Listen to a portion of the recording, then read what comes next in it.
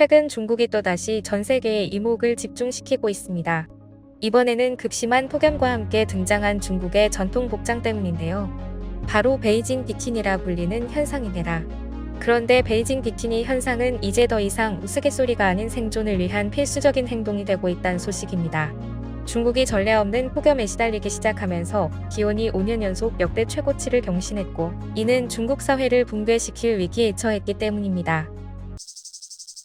중국은 극단적인 기후현상에 큰 타격을 받고 있습니다. 올해 초부터 기록적인 폭우가 쏟아져 대규모 홍수가 발생하는가 하면 전국적으로 극심한 폭염이 지속되고 있습니다.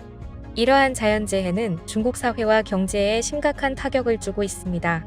홍수로 인해 수십만 명의 이재민이 발생했으며 많은 사람들이 임시거처에서 생활하는 가운데 폭염으로 인해 도시 빈민가와 농촌 지역의 주거 환경이 더욱 열악해지고 있습니다. 홍수로 인한 수질오염과 폭염으로 인한 물 부족 현상이 중국 대륙에 동시에 발생하고 있는 것이죠. 올해 초부터 중국은 홍수, 산사태, 그리고 이어진 극심한 폭염 등 연이은 자연재해로 큰 피해를 입었습니다. 이로 인한 경제적 손실은 1,100억 위안에 달하는 것으로 추산됩니다. 이러한 극단적인 기후현상은 비단 올해만의 일이 아닙니다. 중국은 매년 홍수, 가뭄, 지진, 산사태, 급심한 기온변화 등 다양한 자연재해에 시달리고 있습니다. 이는 전 세계적인 기후변화의 영향이기도 하지만 동시에 중국의 급속한 산업화와 환경 파괴가 낳은 결과라는 분석도 제기되고 있습니다. 중국의 이러한 상황은 전 세계적인 기후위기의 축소판이라고 볼 수 있습니다. 특히 중국이 세계 최대의 온실가스 배출국이라는 점을 고려할 때 이러한 극단적인 기후현상은 더욱 의미심장합니다. 국제사회는 중국의 환경정책과 기후변화 대응에 대해 꾸준히 우려의 목소리를 내고 있으며 보다 적극적인 조치를 요구하고 있습니다. 결국 중국은 급속한 경제성장을 위해 환경을 희생시켰고 그 죗값을 고스란히 받아내고 있는 것입니다. 이런 가운데 중국의 전통문화와 관련한 기사가 나와 중국을 극도로 분노하게 만들고 있는데요. 바로 베이징 비키니 현상 때문입니다.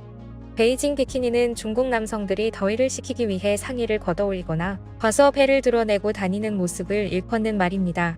매년 여름이면 중국 전역에서 볼 수 있는 이 광경은 특히 올해 40도를 넘는 기록적인 폭염 속에서 더욱 두드러지고 있습니다. 단순히 상의를 걷어올리는 정도에서 그치지 않고 마야 윗옷을 벗어 한쪽 어깨에 걸치고 다니기도 하는데요. 그런데 중국의 이러한 행동 배경에는 단순한 더위 대처 이상의 문화적 의미가 있습니다. 중국어에서 배를 의미하는 복과 해문을 뜻하는 복의 발음이 같아 배를 드러낼수록 복을 부른다는 믿음이 있기 때문입니다. 이런 문화적 배경으로 인해 많은 중국인들이 이 관습을 쉽게 포기하지 못하고 있습니다. CNN, 워싱턴 포스트, 가디언 등 세계 유명 매체들도 이 현상에 대해 비판적인 시각을 보이고 있습니다. 대부분의 매체들은 이를 비위생적이고 불편한 광경으로 묘사하며 중국의 문화적 특성을 이해하려 노력하면서도 여전히 받아들이기 힘든 관습으로 평가하고 있는데요. 이런 국제적 비난에 직면한 중국 정부는 베이징 비키니 현상을 억제하기 위해 여러 차례 노력해왔습니다. 2008년 베이징 올림픽을 계기로 시작된 이 노력은 2022년 베이징 동계올림픽을 앞두고 더욱 강화되었습니다. 중국 정부는 공공장소에서 상의를 벗는 행위에 대해 벌금을 부과하는 한편 위반자의 신상을 공개하는 등의 강경책을 펼쳤습니다. 하지만 이러한 정부의 노력에도 불구하고 시민들의 반발은 만만치 않습니다. 많은 중국인들은 이를 자신들의 전통문화로 여기며 윗옷을 입지 않는 게 에어컨을 켜는 것보다 탄소를 덜 배출한다거나 나이든 사람들을 내버려 두라는 주장을 펼치고 있습니다. 그리고 이제 베이징 비키니 현상은 단순히 옷을 입는 방식에 대한 문화적 차이를 넘어 더 깊은 사회적 환경적 문제를 제기합니다. 이는 기후변화에 대한 개인과 사회의 대응 방식, 전통과 현대화 사이의 갈등, 그리고 국제사회에서의 문화적 이해와 존중에 대한 질문을 던집니다. 또한 또 다른 측면에서 중국의 문화적 정체성과 관련된 논란을 불러일으킵니다. 최근 몇 년간 중국은 한국의 한복, 베트남의 아오자이 등 주변국의 전통 복장을 자국의 문화유산이라고 주장하며 국제적 논란을 일으켰습니다. 이러한 문화 전유 논란은 중국의 문화적 팽창주의에 대한 우려를 낳고 있습니다. 그러나 아이러니하게도 중국이 진정으로 자국의 것이라고 주장할 수 있는 전통 복장은 바로 이 베이징 비키니일지도 모릅니다. 사라 존슨 UC 버클리 동아시아학 교수는 미국 매체와의 인터뷰에서 베이징 비키니를 중국의 현대적 전통으로 규정했는데요.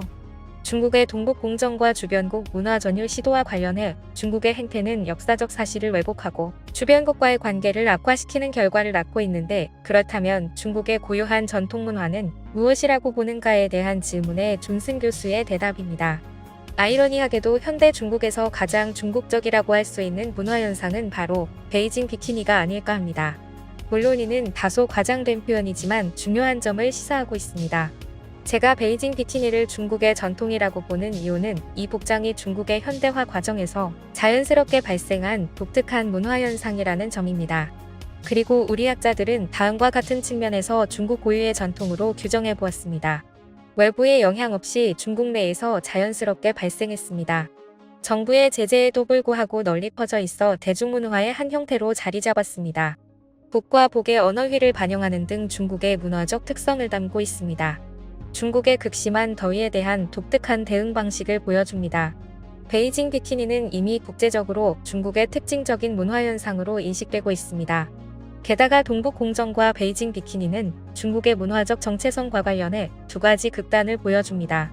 동북공정이 과거의 영광을 재현하고 주변국의 문화를 흡수하려는 시도라면, 베이징 비키니는 현대 중국의 실제 모습을 있는 그대로 보여주는 현상입니다. 중국이 동북공정을 통해 주장하는 전통들은 대부분 논란의 여지가 있는 반면, 베이징 비키니야말로 중국이 온전히 자신의 것이라고 주장할 수 있는 유일한 전통일지도 모릅니다.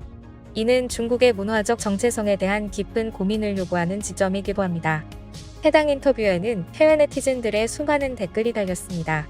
중국에 대해서는 다 안다고 생각했는데 이 베이징 비키니가 최고예요. 현대 사회에서 이게 어떻게 용납될 수 있을까요? 베이징의 패션. 이건 패션이 아니라 예의가 없는 거예요. 나는 해변에서 이 옷을 벗고 다니는 걸 좋아해. 하지만 도심에서 이게 말이 되나? 인도가 아무리 덥다 하더라도 우리는 공공장소에서 옷을 다 입고 지냅니다. 이건 명백한 저들의 전통입니다. 이건 너무 지나칩니다. 공공장소는 모든 사람이 편안해야 하고 그들의 전통이라 해도 견디기 어려워요. 배를 까고 다니는 중국인들은 베이징을 넘어 중국 전역으로 또 다른 나라에 사는 중국인들에게로 이어지고 있는데요. 얼마나 중국의 행동이 이상하게 여기는지 수많은 매체들이 이를 보도할 정도죠. 중국의 진정한 전통은 베이징 비키니밖에 없다는 사실이 전 세계 언론에 알려져 망신을 당하고 있는데요. 그런데 한국은 다른 이유로 전 세계 언론에 보도되며 큰 주목을 받고 있습니다. 알고 보니 해당 기사는 한국인들의 간곡한 요청으로 보도됐다고 하는데요. 기사 내용은 이러했습니다. 한국전쟁 참전용사들의 헌신으로 지금의 발전된 한국이 있을 수 있었습니다. 90대 고령의 나이가 되어 아픈 곳이 많을 참전용사분들께 한국의 의료기술로 치료 및 수술, 그리고 항공 숙박 모든 걸 지원해드리고 싶습니다. 이 기사를 보고 꼭 연락주세요. 여러 한국인들은 은혜를 갚기 위해 연락이 끊긴 참전용사들에게도 지원 소식을 전하고자 참전국 각국의 매체에 해당 내용을 광고해달라 요청했는데요. 태어나기도 전에 있었던 한국 전쟁 역사에 진심으로 감사를 표하고자 나선 한국인들의 밤낮 없는 간절한 요청에 감동받은 외신들은 이 같은 기사를 보도했다는 사실이 밝혀졌습니다. 해당 내용이 세계적 화제를 들며 시선을 받게 된 한국인들은 그저 한국인으로서 해야 할 일을 했을 뿐이라는 간단한 한마디를 남겼고, 세계인들은 그들의 애의에 감탄하고 말았는데요. 그리고 얼마 지나지 않아 이 한국인들의 정체가 국내 작은 기업이라는 사실이 밝혀집니다. 작은 몸집과 다르게 이들은 에티오피아까지 건너가 시력을 잃어가는 참전용사들에게 대규모 수술 지원을 하며 새 세상을 보여준 기적을 선사하였었고, 당시 에티오피아 내 미라클 코리안이라는 헤드라인과 함께 신문 한 면이 이들의 이야기로 도배되기도 했었습니다.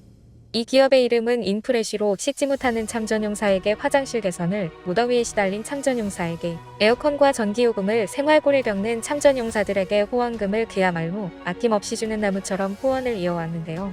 더욱 놀라운 건 모든 후원을 기업명이 아닌 한국인의 이름을 전달해 진행하고 있다는 사실입니다. 여기 보이는 평범한 한국인들의 이름이 매번 참전용사들에게 전달되며 이걸 받아본 참전용사들은 우리의 생명의 은인 한국인들에게 감사합니다라며 한국의 감동의 메시지를 전했습니다. 인프레쉬는 또 한 번의 여정을 시작하며 최근 후원 굿즈를 출시합니다.